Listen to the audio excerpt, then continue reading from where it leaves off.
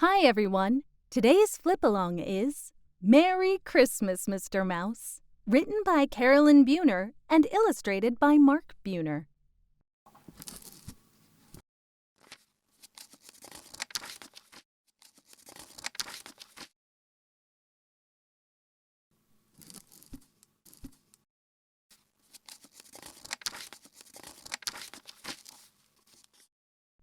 Once a raggedy little alley mouse heard an encouraging tale that a warm spot beneath a kitchen stove had just gone up for sale.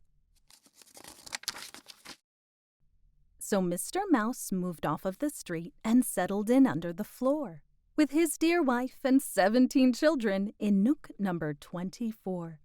Mrs. Mouse gathered sock fuzz for bedding and crumbs from cracks in the floor, while Mr. Mouse found the best passageways when he went out to explore. One day as he ran, he saw something new and stared in puzzled delight, as an evergreen tree was brought inside and covered with twinkling lights. The house smelt of ginger and peppermint as Mr. Mouse sniffed the air. He peeked out as trays of cookies were baked in the kitchen just upstairs.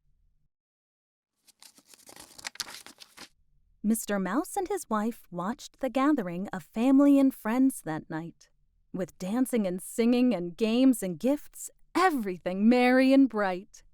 Mrs. Mouse whispered, "Why light up a tree? Why dance and give gifts and sing? What makes this night special? Can you find out why they are doing these things?" So Mouse crept by the fireplace and listened to the story of shepherds and wise men seeking a child and angels streaming glory. Mouse learned that on that night long ago was born the Lord of the earth, and the lights and the songs and the giving were to celebrate his birth.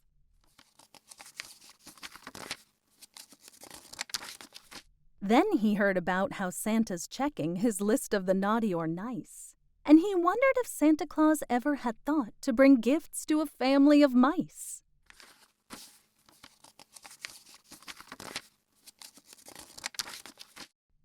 Mr. Mouse quietly crept back downstairs and told what he'd heard above. "All that fussing upstairs is for Christmas, and Christmas means joy and love." Then Mrs. Mouse smiled. "I've a grand idea, and this is just what we'll do. We'll put up a tree in our little nook and celebrate Christmas too."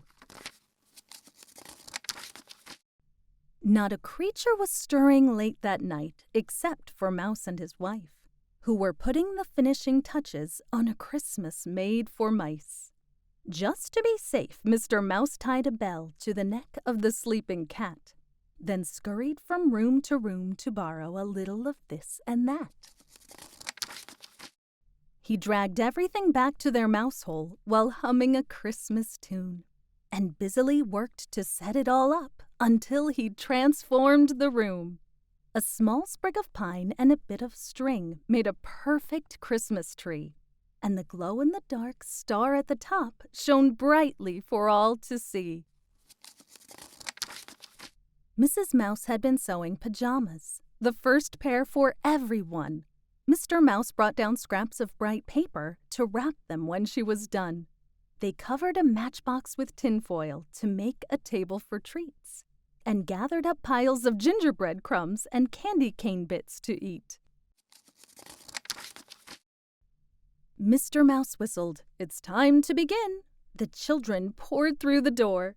There'd never been such excitement before in nook number 24.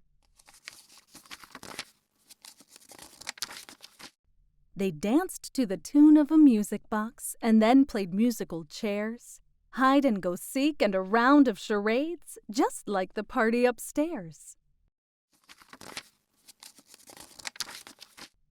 Mrs. Mouse passed out all the packages to joyful cries of surprise. When the children saw their pajamas, they couldn't believe their eyes.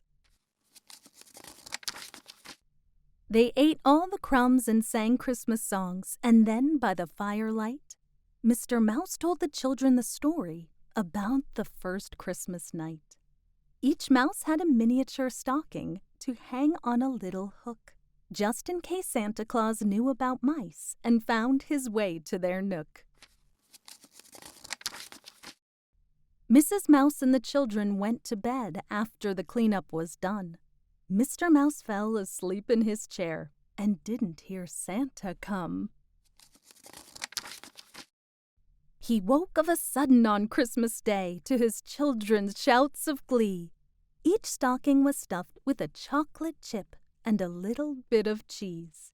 Then Mr. Mouse saw the box at his feet, and Mrs. Mouse had one too. Inside was a top hat, shiny and black. She had a soft scarf of blue.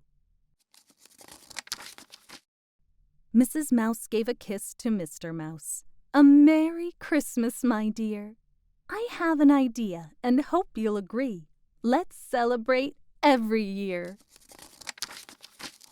There's always a party at Christmas time, and there's one underneath the floor where Mr. and Mrs. Mouse celebrate in Nook number 24.